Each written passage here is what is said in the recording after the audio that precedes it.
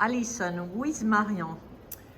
Maryan is a Polish-born artist who survived the Second World War and who renamed himself. He was born Pinkas Burstein, and he renamed himself when he moved to Paris in 1950 because he did not want to live under the name that the Nazis had imprisoned him under.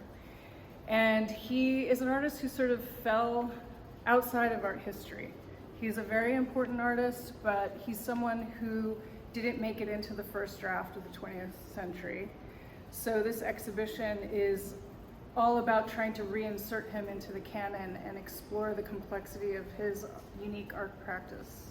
But why is he so unknown after all? Because one can see he was kind of genius sometimes.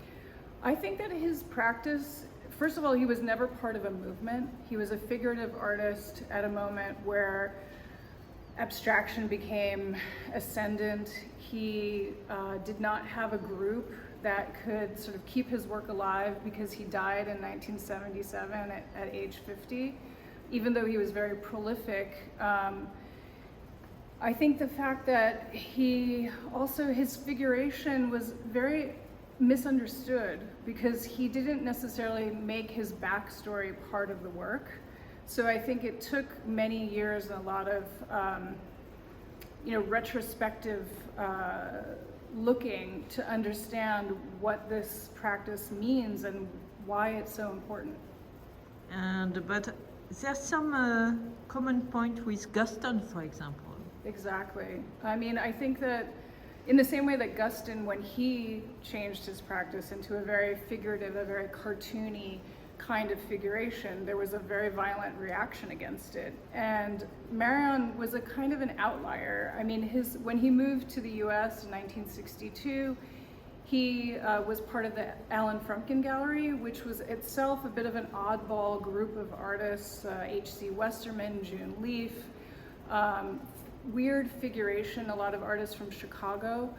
And Maryan he fit in there, but he wasn't really part of the zeitgeist. And it's interesting that today, because there's this strong return to figuration and a kind of primacy of painting, that Maryan's work takes on this, timeliness.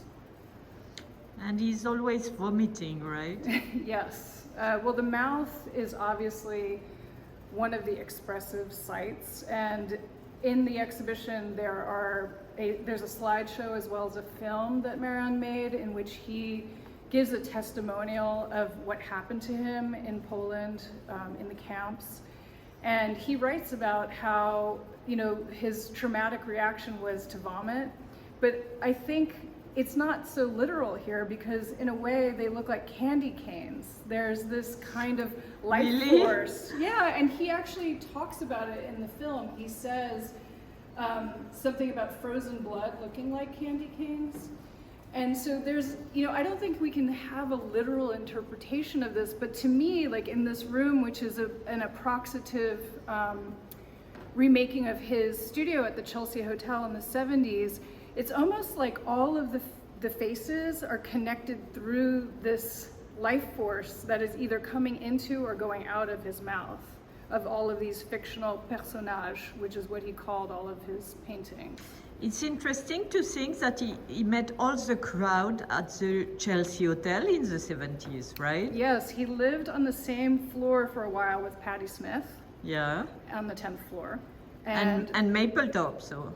Yes, and Viva lived a few floors below him. Michel Oder knew him. I actually interviewed Michel. And he really found a community there amongst this kind of transgressive bohemian punk kind of moment of the 70s. And I met a woman who still lives there, who was one of his best friends there. And she told me that he really found home there. And that's the place where he made his most radical work and this film that I spoke about. But he's very far from the pop, clean version of painting. Yeah, it's almost like trauma pop. Ha! That's interesting. That's an interesting new concept, huh? Yes. Trauma pop. Yes, yes. I mean, I think it's more serious than that, but it's also again, it's not this literal, you know, it's a personnage, it's an invention, but It's he's not also, himself. It's, well, there are veiled portraits of him here in the exhibition, but it's never explicit. There's only one portrait that's like a very explicit portrait of him from the 50s.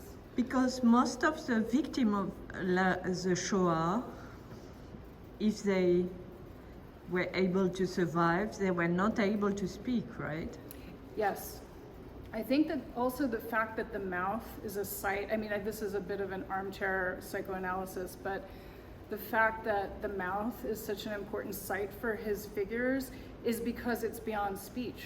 I mean, that's why he couldn't articulate, and it's interesting that he made these important drawings when he had his first nervous breakdown in 71, because he was unable to speak. And his doctor said, well, make drawings. And that really is like the Rosetta Stone for understanding the work. And those notebooks are in the collection of the Centre Pompidou.